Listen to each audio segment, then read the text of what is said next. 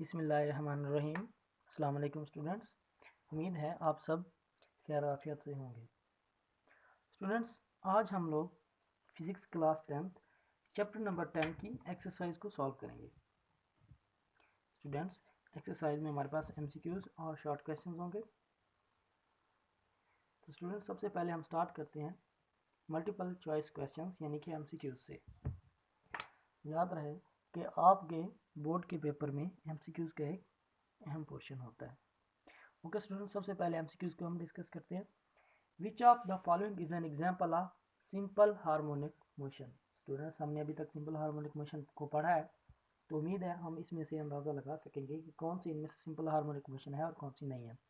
The motion of simple pendulum, okay. Motion of ceiling fan, no, it's circular motion, it's rotatory motion. Spinning of the earth around its axis, it's circular motion. Bouncing ball on a floor, it is not simple harmonic as it has not any fixed mean point, mean position. Student, simple pendulum में mean position भी होती है और बाकी सारी भी इसकी characteristic SHM वाली हैं, तो लिहाजा यही पहला ऑप्शन जो है इसका ठीक है। ओके, ऑप्शन नंबर बी, सी और डी 100% करेक्ट नहीं है। ओके स्टूडेंट, इसके बाद दूसरे एमसीक्यूज में, if the mass of Bob of a pendulum increased by a factor of 3, the period of the pendulum motion will be increased by factor 2, remain the same, be decreased by factor of 2, be decreased by factor of 4। Okay student, सबसे पहला step होता है कि सारे options को लाजमी तौर पर पढ़ना। बेशक आपको कोई भी एमसीक्यूज का आंसर पहले से ही पता चल गया कि ये है, लेकिन हम बाकी ऑप्शंस को भी पढ़ते हैं। हमने सब ऑप्शन पढ़े हैं। अब हम देखते हैं कि क्या हमारे पास जो टाइम पीरियड वाला फार्मूला था T is equal to 2 pi L/G, उसमें कहीं पर मैथ्स का जिक्र है?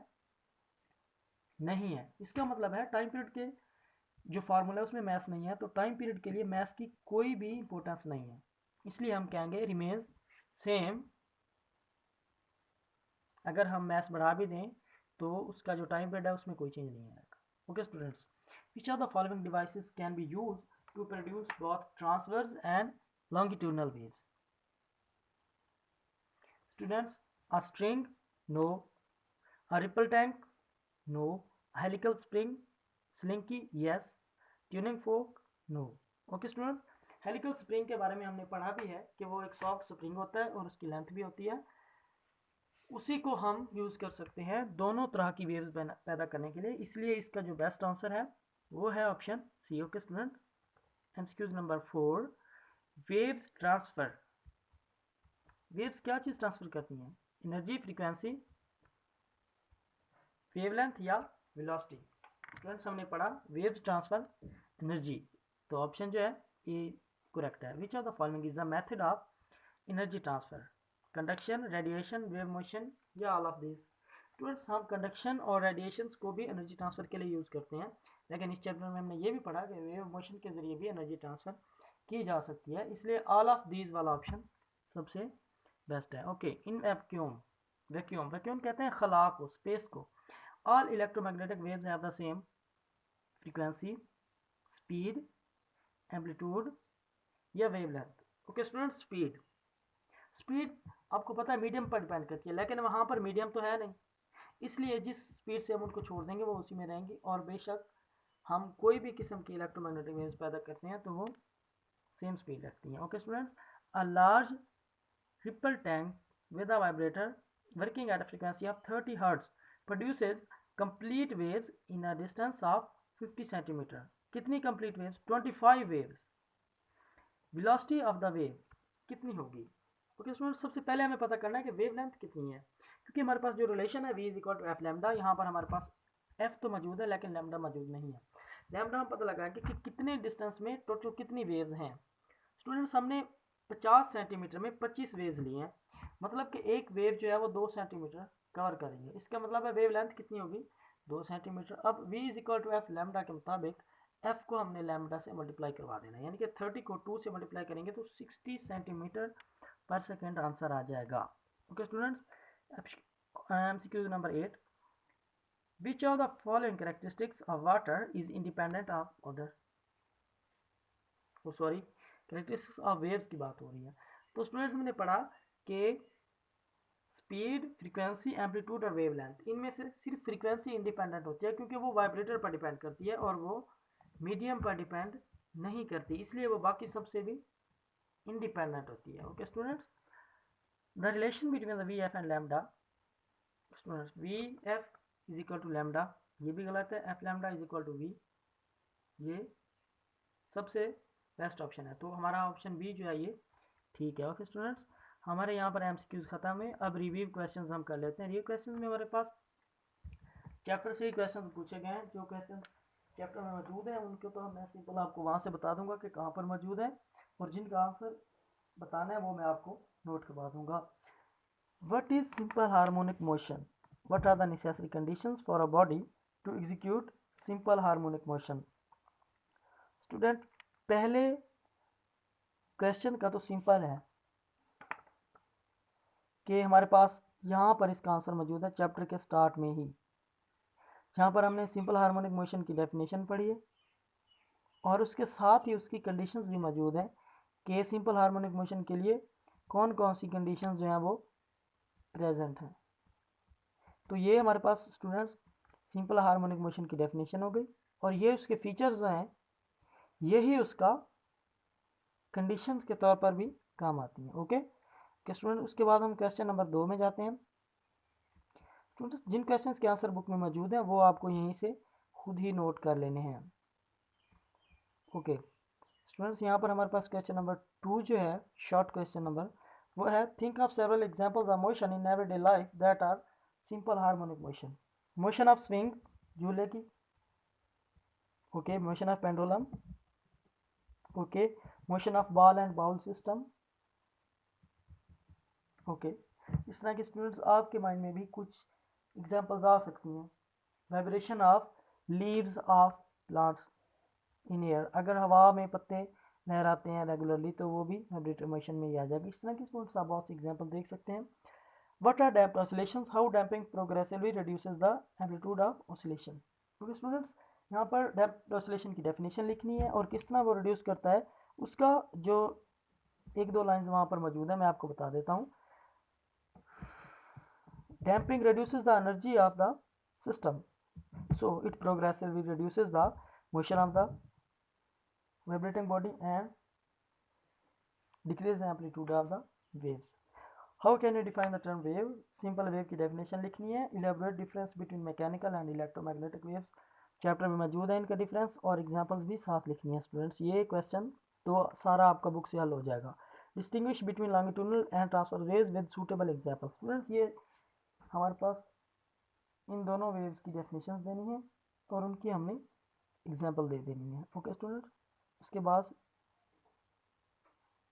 Draw transverse waves with an amplitude of 2 centimetre and wavelength of 4 centimetre. Students, ये हमने वेव ड्रा करनी है जिसकी 2 सेंटीमीटर वेवलेंथ एम्पलीट्यूड होना चाहिए और 4 सेंटीमीटर वेवलेंथ होनी चाहिए। 2 सेंटीमीटर आप लाइन के ऊपर रखेंगे, 2 सेंटीमीटर नीचे। ओके, ये तो हमें ड्रा करनी पड़ेगी। Derive relationship between velocity, frequency and wavelength of wave. ये स्टूडेंट्स रिलेशनशिप बनाया गया है, बुक में मौजूद है, आप वहाँ से इसकी डेरिवेशन देख सकेंगे। उसके बाद waves are the means of energy transfer without transfer of matter, justify this statement with help of suitable experiment. Okay students, ये waves as carriers of energy वाला टॉपिक है, तो उस सब को आपने यहाँ पर लिख लेना इसका आंसर के तौर पर। Explain the following properties of waves with respect reference to ripple tank. Okay students, ये तीनों डेफिनेशन रिपल टैंक वाले में मौजूद है, रिफ्लेक्शन की, रिफ्रैक्शन की और डायफ्रैक्शन की। Does increasing the frequency of a wave also increase its wavelength? If not, how are these quantities related? Students, आपको एक रिलेशन पता है, v is equal to f lambda. अब वो कह रहे हैं कि अगर हम फ्रीक्वेंसी बढ़ाते हैं तो उससे वेवलेंथ पे फर्क पड़ेगा? स्टूडेंट्स, ज़रूर पड़ेगा। मीडियम में स्पीड क्या होती है, फिक्स होती है। अगर हम एफ को बढ़ाते हैं तो वेवलेंथ कम हो जाएगी, अगर हम फ्रीक्वेंसी को कम करते हैं तो वेवलेंथ क्या हो जाएगी, ज़्यादा। क्लियर? उसके बाद स्टूडेंट कुछ कंसेप्चुअल क्वेश्चन जो हैं वो हम देख लेते हैं, क्योंकि ये भी इंपॉर्टेंट क्वेश्चन हुआ करते हैं। सबसे पहले हम देखते हैं 10.1, if length of simple pendulum is double what will be the change in its time period. Student आपने सिंपल जाकर जो t is equal to 2πL/g है उसमें l के साथ 2 लिख लेना है। ओके, अब हो गया 2l। अब आप √2 को अलहदा कर लेंगे तो बाकी पहले वाला टाइम पीरियड रह जाएगा। इसका मतलब है √2 टाइम्स क्या हो जाएगा, इंक्रीज हो जाएगा time period. Okay student, a ball is dropped from a certain height on the floor and keeps bouncing. Is the motion of ball simple harmonic? Explain. Student इसकी मोशन सिंपल हार्मोनिक मोशन नहीं है, क्योंकि main point या main position fix नहीं है। एक and तो इसका फिक्स है फ्लोर, दूसरा एंड ऊपर से क्या होता जाता है कम, लेकिन मेन पोजीशन जो है वो हर बार चेंज हो रही है। इसका मतलब है कि ये सिंपल हार्मोनिक मोशन नहीं है। Student perform to experiment with a simple pendulum. He used two bulbs of different masses by keeping other parameter constant. To his astonishment, the time period of pendulum did not change. Students वाकई time period change नहीं होगा, क्योंकि time period तो maths पर depend नहीं करता और यहाँ पर सिर्फ मैसेज चेंज किए हैं, बाकी पैरामीटर्स क्या रखे गए हैं fix. What type of waves do not require any material medium for their propagation? Students electromagnetic waves को मीडियम नहीं चाहिए होता। उसकी एग्जांपल्स के लिए आप लाइट वेव्स कह सकते हैं या telephone signals, television signals. Plane waves in a ripple tank undergo refraction when they move from deep to shallow water. What changes occur in the speed of the water? Okay students, हमें पता है कि अगर हम wave length को change करते हैं तो उससे स्पीड में भी क्या आ जाता है चेंज। मतलब कि किसी भी वजह से अगर मीडियम में वेव लेंथ चेंज हो तो उससे स्पीड क्या आ जाती है चेंज। ओके, अब हमने ये भी देखा था कि जहाँ पर वेव लेंथ कम हो रही थी वहाँ पर स्पीड क्या हो रही थी ज़्यादा, और जहाँ पर वेव लेंथ ज़्यादा थी वहाँ पर स्पीड क्या हो रही थी कम। स्टूडेंट्स ये भी आपको सारी एक्सप्लेनेशन ट्रिपल टैंक वाले टॉपिक से इस पॉइंट की हो जाएगी। ओके स्टूडेंट्स, आज हमने इस चैप्टर के एमसीक्यूज और फिर इसके रिव्यू क्वेश्चंस और कंसेप्चुअल क्वेश्चंस किए। स्टूडेंट्स बाकी इस चैप्टर के जो पॉइंट्स हैं उम्मीद है आपको क्लियर हो चुके होंगे। अगर आप इस क्वेश्चंस को अच्छे तरीके से समझ सकते हैं और बुक को कंसल्ट कर सकते हैं इसके लिए, तो उम्मीद है आप इस चैप्टर को अच्छे तरीके से अपने माइंड में बिठा सकेंगे। स्टूडेंट्स आज के लेक्चर का जो होमवर्क है उसमें आपने ये शॉर्ट क्वेश्चंस के जो आंसर है नोट्स पर लिखने हैं और एमसीक्यूज को भी बुक पर सॉल्व करना है। स्टूडेंट्स मुझे उम्मीद है आप लोग ये जो होमवर्क है ये अच्छे तरीके से करेंगे। अल्लाह हाफिज़।